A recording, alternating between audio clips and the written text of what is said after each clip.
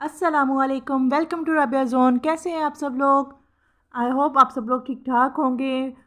और आज मैं आपके लिए लेकर आई हूँ बहुत ही ज़बरदस्त टिप्स एंड ट्रिक्स जिनको जानकर आप अपने किचन के कामों को आसान बना सकते हैं और अपना बहुत सा वक्त बचा सकते हैं। बिना टाइम वेस्ट किए स्टार्ट करते हैं आज की टिप्स एंड ट्रिक्स। ये मेरी फर्स्ट टिप है और आपके लिए यकीनन बहुत ही यूज़फुल रहेगी। जब हम करेलों को कटिंग करते हैं इस तरह से सर्कुलर, तो उसके जो दरमियान का पार्ट होता है जहाँ पर सीड होते हैं, इसको हम थंब से इस तरह से दबाते हुए जो है हम इसके सीड जो है वो निकालते हैं, जिसमें काफ़ी टाइम भी लग जाता है। और साथ के साथ क्या होता है कि हमारा जो थंब या फिंगर होती है जिससे प्रेस करके हम इन सीड्स को निकालते हैं, वो पेन करने लग जाता है, जिसकी वजह से हमें काफ़ी तकलीफ़ भी होती है। तो अब मैं आपकी इस परेशानी को ख़त्म करने के लिए आपको ये टिप दे रही हूँ, जो कि मैं अपने लिए इस्तेमाल करती हूँ। आपको इस तरह का एक स्पून लेना है और इस तरह से इसकी स्पून की जो बैक साइड है उसको इस तरह से करेले के अंदर आपने डाल देना है और इस तरह से घुमाते हुए इसके सीड को अलग कर लेना है। इस तरह से जो है आप बहुत आसानी के साथ जो है करेले के सीड और करेले दोनों एक दूसरे से सेपरेट कर सकते हैं। इससे आपकी फिंगर भी मुतासिर नहीं होगी और आपका जो काम है उसको आप देखेंगे कि इसकी एफिशिएंसी में भी इजाफा होगा और आप बहुत कम वक्त में जो है बहुत सारे करेले साफ़ कर लेंगे, उनके सीड्स को करेलों से अलग कर लेंगे। इस टिप को इस्तेमाल करते हुए अगर आप चाहें तो 5 किलो करेले भी सीड से अलग कर सकते हैं। आपको बिल्कुल भी कोई परेशानी नहीं होगी। ये देखिए, मैंने थोड़ी ही देर में सारे करेले सीड से अलग कर लिए हैं। आई होप आपको ये टिप बहुत पसंद आएगी। आप इसको इस्तेमाल करके ज़रूर देखिएगा। इंशाल्लाह ताला आपको रिज़ल्ट जो है वो बहुत ही अमेजिंग मिलेगा। ये मेरी सेकंड टिप है और आपके लिए बहुत ही यूज़फुल रहेगी।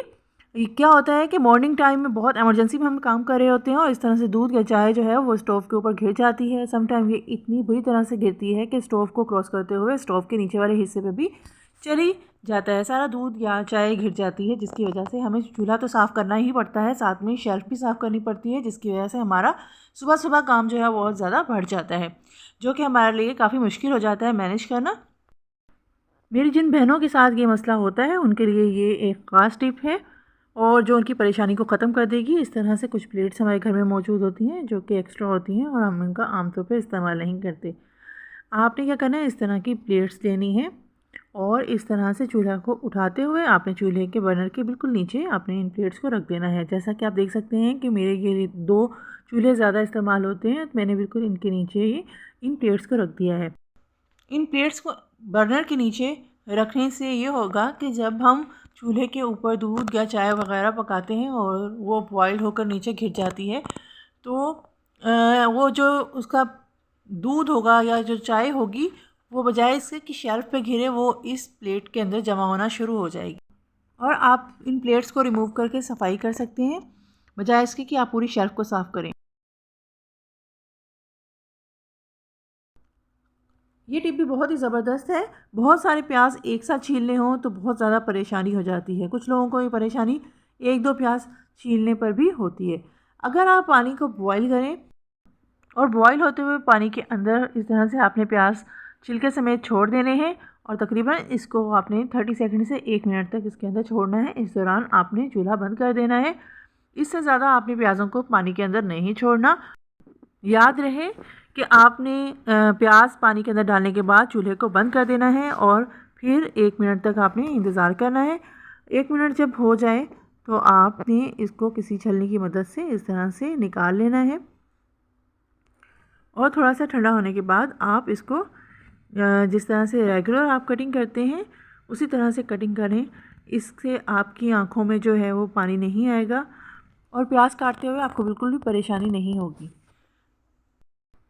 मैंने पहले भी प्याज़ों को कटिंग करने का आसान तरीका आपको बताया है और मैंने अपनी वीडियो में उसको शेयर भी किया है। मैं उस वीडियो का लिंक जो है नीचे डिस्क्रिप्शन में दे दूँगी, ताकि आपकी मज़ीद रहनुमाई हो सके कि किस तरह से जो टिप आपको बेहतर लगे आप उसको इस्तेमाल करें। समटाइम क्या होता है कि जो हमारी पानी की बोतल्स होती हैं उनमें से स्मेल सी आने लग जाती है और हमें समझ में नहीं आती कि किस चीज़ की स्मेल है और क्यों आ रही है। तो इन स्मेल को दूर करने का एक तरीका जो है वो मैं आपसे शेयर कर रही हूँ। आपने क्या करना है कि इस तरह से माचिस की तीली लेनी है, ठीक है, और इस तरह से इसको जला लेना है, ठीक है। आपने इन माचिस की तीलियों को थोड़ा सा ज़्यादा जलाना है, तकरीबन हाफ़ तीलियाँ आपकी जल जाएं। जब हाफ़ तीली आपकी जल जाए तो आपने इसको फूंक मारकर बुझा देना है, और उसके बाद आपने इनको इस तरह से प्लास्टिक की बोतल के अंदर डालकर कैप बंद कर देना है, और 1 मिनट के लिए ऐसे ही आपने छोड़ देना है।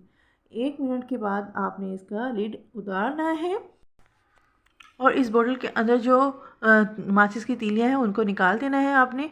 और इस बोतल के अंदर आपने थोड़ा सा पानी डालना है, और इसका ढक्कन लगाकर आपने बोतल को शेक करना है, और पानी को थोड़ा सा हिलाने के बाद आपने घिरा देना है। इस तरह से आपकी बोतल जो है वो स्मेल फ्री भी हो जाएगी, और जो आपने माचिस की तीली इसके अंदर डाली थी वो माचिस की तीली जो है उसका जो असर है वो भी ख़त्म हो जाएगा।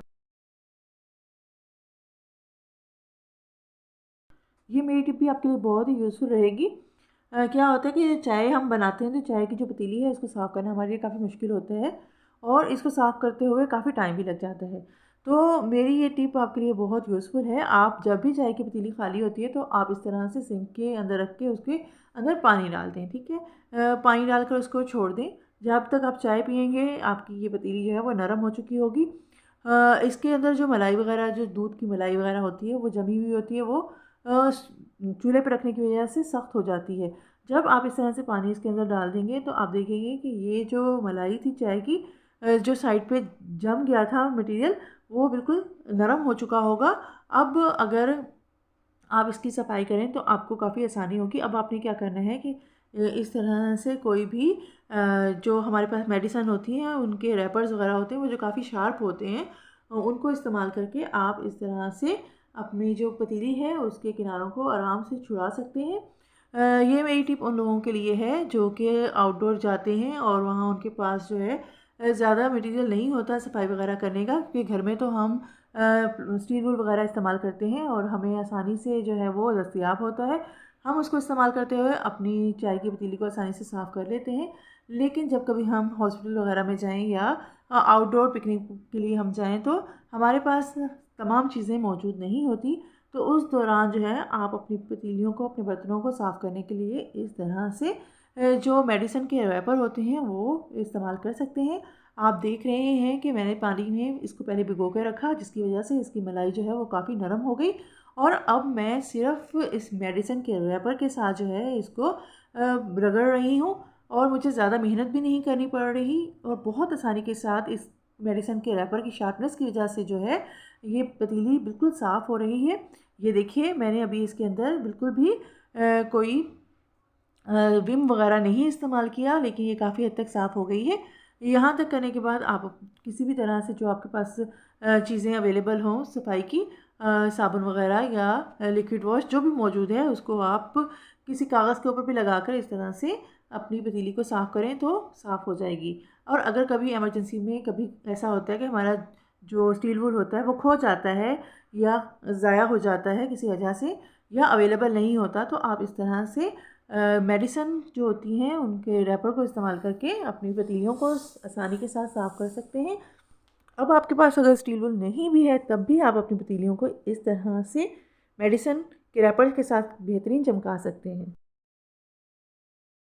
ये मेरी टिप भी आपके लिए बहुत ही यूज़फुल रहेगी।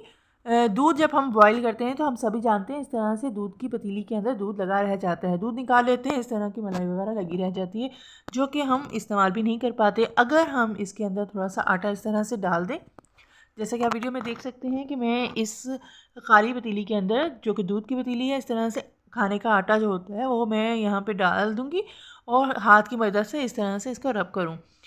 ठीक है, इस तरह से रब करने से क्या होता है कि जो भी मलाई पतीली के साथ लगी हुई है वो मुकम्मल तौर पर आटे के साथ चिपक जाएगी, और आटा जो है वो मलाई के साथ जो है वो मिक्स हो जाएगा, और पतीली के साथ जो मलाई लगी हुई थी वो ख़त्म हो जाएगी। ठीक है, और अब मैं इसके अंदर थोड़ा सा पानी ऐड करूँगी, और पानी डालकर इसको मैं थोड़ा सा गूँध लूँगी। जिस तरह से हम आटा गूँधते हैं इसी तरह से इसको मैं गूँध लूँगी। इस तरह गूँधते हुए मैं इसका आटा तैयार कर लूँगी जो कि हम रोटी बनाने के लिए इस्तेमाल करते हैं। इस तरह आप देख सकते हैं कि जब मैं आटा गूँध रही थी तो इस तरह आटा गूँधते हुए तमाम मलाई जो कि पतीली के साथ लगी हुई थी वो इस आटे के अंदर शामिल हो गई है और पतीली बिल्कुल साफ़ हो गई है। इस आटे को मैं अच्छी तरह से हाथ की मदद से गूंद लूँगी और फिर इसको किसी बर्तन में ट्रांसफ़र कर दूँगी और इसकी मदद से मैं रोटी बना लूँगी इसी आटे को इस्तेमाल करते हुए। जो खाने की रोटी होती है वही रोटी, मलाई इसके अंदर शामिल हो गई है, इससे हमारी रोटी जो है वो काफ़ी नरम बनेगी और काफ़ी मज़ेदार भी हो जाएगी। और दूसरी तरफ पतीली जो है वो बिल्कुल साफ़ हो गई है, जैसा कि आप वीडियो में देख सकते हैं। इसमें कहीं भी कोई मलाई वगैरह या चिकनाई वगैरह नहीं लगी। तो अब इसको आप जो है वॉश कर सकते हैं आसानी के साथ। इस तरह से आपकी जो है मलाई वगैरह ज़ाया भी नहीं हुई, आपकी पतीली भी आराम से साफ़ हो गई है और आटा भी गूंद कर रेडी है। आई होप आपको आज की टिप्स एंड ट्रिक्स पसंद आई होंगी। मज़ीद अच्छी अच्छी टिप्स एंड ट्रिक्स के लिए मेरे चैनल को सब्सक्राइब कर लीजिए और साथ में लगे बेल आइकन को प्रेस करना मत भूलिए। मिलते हैं नेक्स्ट वीडियो में। अपना बहुत सा ख्याल रखिएगा और मुझे भी दुआओं में याद रखिएगा। अल्लाह हाफिज़।